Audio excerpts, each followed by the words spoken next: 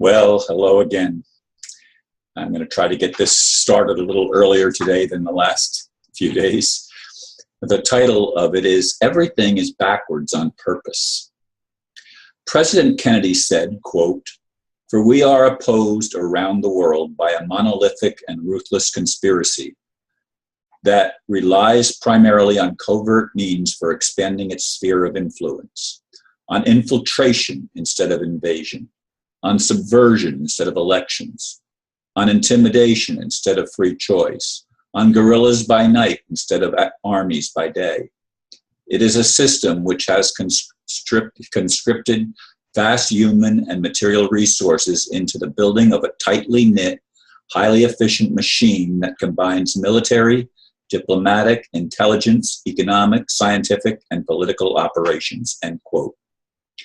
JFK and his predecessor Ike tried to warn us. One question plagues me. Is it too late to turn it around and take the world back from these demon-possessed dictators who want to eliminate most of the world's population, who see most of us as useless eaters? It is, if the forces of good are incapable of striking at the root of the problem and restoring the self-evident truths proclaimed by the founding fathers of the lowercase United States. Everything is backwards. For what and whose purpose? Yes, of course, I was referring in that blurb to Michael Eisner's quote. I think that was who it was. His famous quote about everything being backwards. But I also watched some videos, including Psychiatry, the Marketing of Madness. Are we all insane? And the truth of the matter is, to modern psychiatry, yes. Anybody that believes in freedom, anybody that bucks the system, anybody that tries to right the obvious wrongs is labeled as insane. And the current code of structure is that the government is allowed to take any of us, falsely so-called citizens, which means to them slaves, chattel, something that is owned and controlled. They're allowed to take us against our will at any point in time, poison us with whatever they choose to inject into our bodies, or just simply kill us. And it's all okay because their game plan is to reduce the world's population to a manageable 500 million people, or 500 million people, when there's already over 7 or 7.5 billion people on the planet. So they're willing to get rid of, say, 7 billion people. They're willing to eliminate them from the face of the earth so that they and their system and cronies and the people that are willing to play their game are the only ones that are left surviving. All the useless eaters, all of the people that are non-important to their governing system and their system of enslavement, all of those people are just to be expendable, and that's how they see it. The only expendable people on this planet to me are those that want to eliminate everybody else. They're the expendable ones. They are the criminals. They are the ones who do not have any moral concept at all. They are the ones who infiltrate all of the religions and put all the poison in and mix it in with the truth. And they, of course, their ministers that are mostly brainwashed and indoctrinated will, of course, emphasize the negative parts that have been infiltrated into the positive parts so that the positive parts no longer have any meaning. As I said, everything is backwards. As Michael Eisner said, everything is backwards, and it's on purpose. It's on purpose. But whose purpose does it serve? It doesn't serve a loving God. It doesn't serve the good of the people. It doesn't serve life. It doesn't serve truth. It doesn't serve anything that's of intrinsic moral value. It only serves the lie. It only serves the deception and the control grid. It doesn't serve anything else. And that's whose purpose? Only the devil. only the demons, only the greedy, those that want to be ruthlessly in charge. But even they have had generations of brainwashing to bring them to the point that they are. Who allows all of this? That's the dilemma that I'm continuously wrestling with as I try to get my grip on the meaning of my life and my life purpose of trying to bring the kingdom of heaven into manifestation on earth. Not some escapism of getting out of here into another land of non-materiality.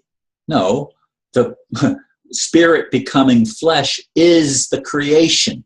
That's the creation, folks. When are you going to understand? When are we going to get it? That when they try to try to tell us that the real world is the one that exists in the sky somewhere, in some invisible realm that doesn't exist in material form, when they try to convince us of that, why are they? Why? Why is that the message? This is the creation, and the spirit becomes flesh and is made alive. God becomes flesh. That's the whole incarnation. That's the whole story, if you will, of Jesus. But that's the metaphysical story, the spiritual story of truth behind everything. That which is immaterial materializes and becomes flesh. And we behold, what do we behold? We behold the injustices of a system run by a patriarchy that is insane, that isn't balanced with a proper functioning matriarchy that belittles people of color, but more especially belittles femininity. And if you think Hillary is feminine, wake up. We live in a world that is so insane. And yet the brainwashing is so strong that the majority still believe what they're being told. And I mean, I've seen people interview, well, I'm going to vote for Hillary because she's a woman. She's not a woman. I mean, gender, God. A real woman wouldn't do what Hillary does. A real woman wouldn't behave like Hillary does. But Hillary and Bill and the Bushes and all of these people have been systematically brainwashed all of their lives. And they've been paid well to maintain the illusions that they've been fed, the lies that they've been told. It's time for the human race to wake up, or otherwise we're going to be destroyed.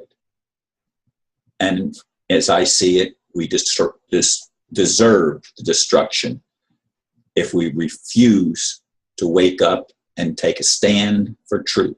It's not about ignoring what you don't like and trying to be positive and not look at anything that's so-called negative. We've got to look at what we've created together.